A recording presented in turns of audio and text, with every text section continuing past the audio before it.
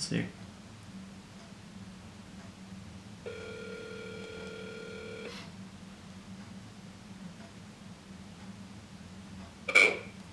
Hello, I'm calling about the home for sale. Is this the owner?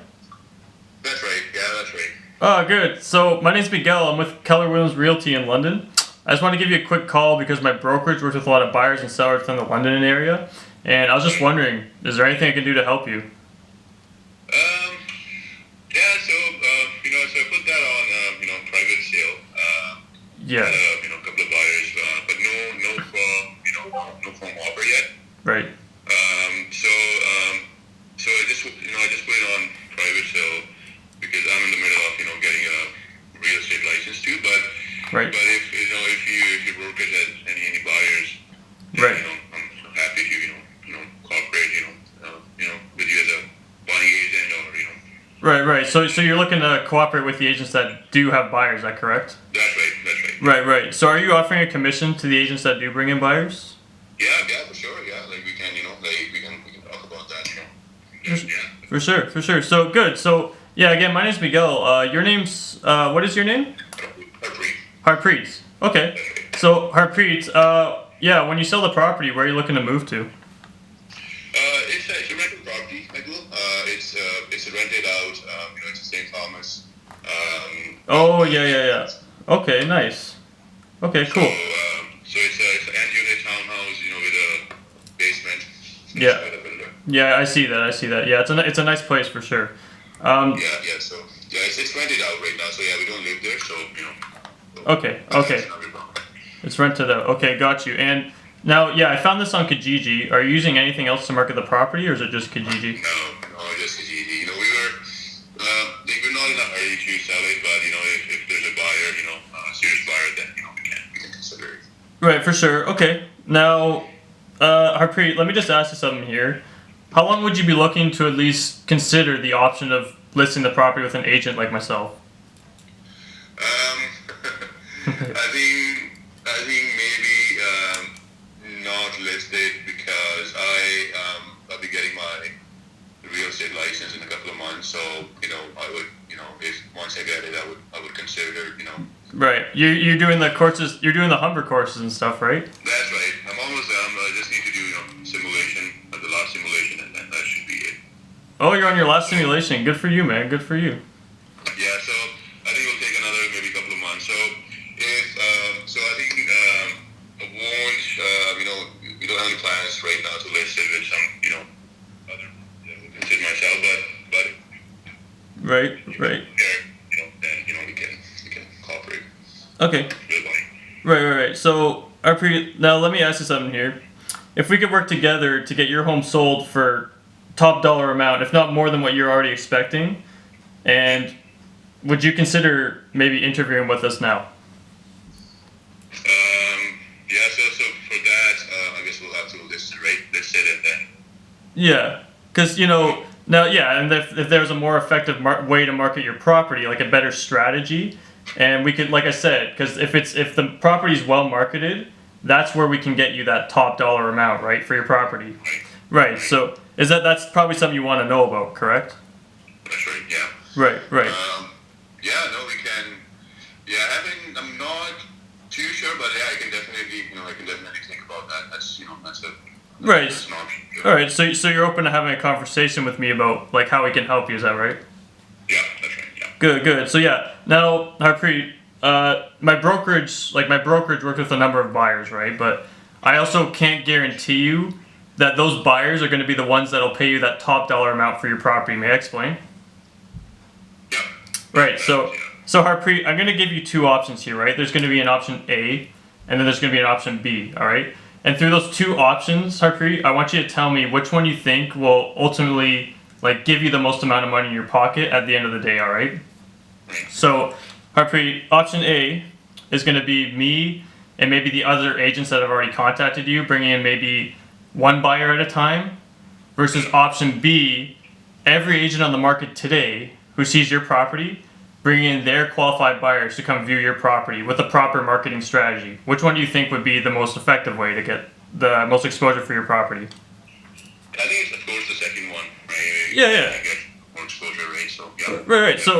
So Harpreet, if we could get together for a few minutes, I could explain to you in detail how we working together can bring all those agents to come view your property rather than just, a few agents at a time or the activity that you were seeing on Kijiji, right? Right. Yep. Right. All right. So let me do this, Miguel. So it's a great option. Great strategies. I think let me talk to my wife as well, and then and I mean first of all decide if you're ready to list it, right? We're definitely looking to sell it.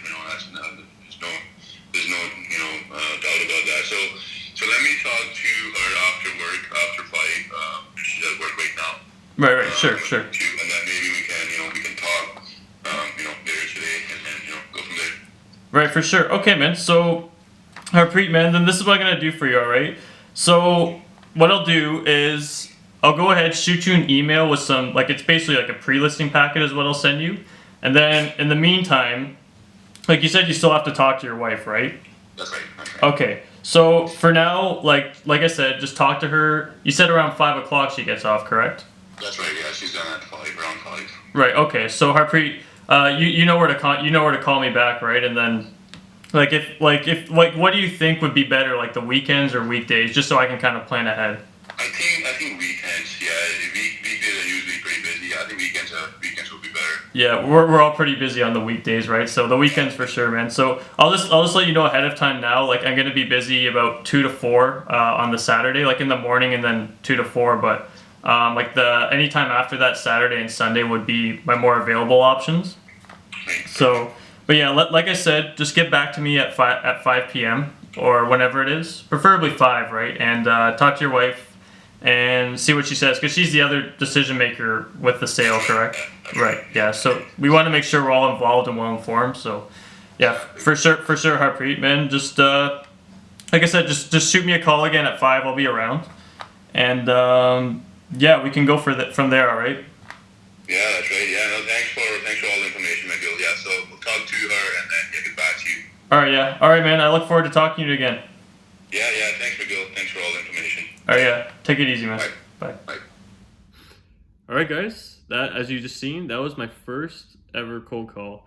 All right. So yeah, I haven't done any. I have. That was back on Tuesday. It is Friday now. Previously, I did not do any actual cold calling. So I just went right at a for sale by owner. So I know for sale by owners, they're pretty much gold mines. Basically, they're ready to sell. They're the ones you want to know. They're ready to sell and they need your help. Those are two big things. They're ready to sell and they need your help. They may not think about it, but if you know what to say to a for sale by owner, they need your help because, after they've been sitting a while, that guy was sitting on the market for over a month and I contacted him. Now, there was a mistake that happened that now that I look back at it, I was lucky enough. He contacted me back the next day because I tried to reach back at him at 5 or 6 and he didn't get back to me. I thought I lost him. And he got back to me the next day and then we talked a bit and he said, you know what? I can't control what they're saying, right? I can only get to a certain point. Basically, as you've seen, he's almost done. He's pretty much at the point where he's got his license. And, if I was in his shoes, I wouldn't even be thinking about listing with another person. So it made sense. But to get him that far, I think was really good on my half, right? I think I did a great part. And as you've seen, guys, I wasn't nervous. That was my first phone call, and I wasn't nervous. I got it all out before me, and I contacted him. I wasn't shaking at all. I knew exactly what to say. I wasn't reading the script at all. I never even looked at a script, anything. That was all just drilled in my head. I have objection. I barely even had to object with him. He actually went straight forward with the script that was already in my head, and I didn't have to bring a commission, nothing. Now, but where I screwed up, okay? So where I screwed up was the whole thing went good. Now, where I screwed up was where it came up with his wife. So basically what I should have said, now I said, okay, so why don't you talk to your wife at 5 and then I'll give you a call back. Or you call me back or I'll give you a call back. Now, the problem with doing that, guys, is the main concern with that is that you're ultimately giving power to them, right? So it's now in their hands. So when it comes around 5, if you don't get a hold of them, or this is going to be common, if you don't get a hold of them, they have at that point he had about 8 hours to decide if he wanted to even talk to me again, right? And that's gonna soothe off after that time you've talked to him. So it's good to get him there and right then and there. So what I should have said was, when he said his wife, I should have said, okay, let me propose a win-win situation here. So I said, why don't, what I should have said was, I'm gonna, since it sounds like you're good for the weekend, just to play it safe, I'm gonna pencil you in for whatever, like, I had an open house, so I'd say like maybe 9 or 10 a.m. in the morning, right? And then that way, because if I would have said, if you're on board, your wife more than likely, just trying to get him accept, right, more than likely should be willing to do this with you, right, because they're both decision makers, right? And then that's, you say it in a way to get them to go like, yeah, that makes sense, right?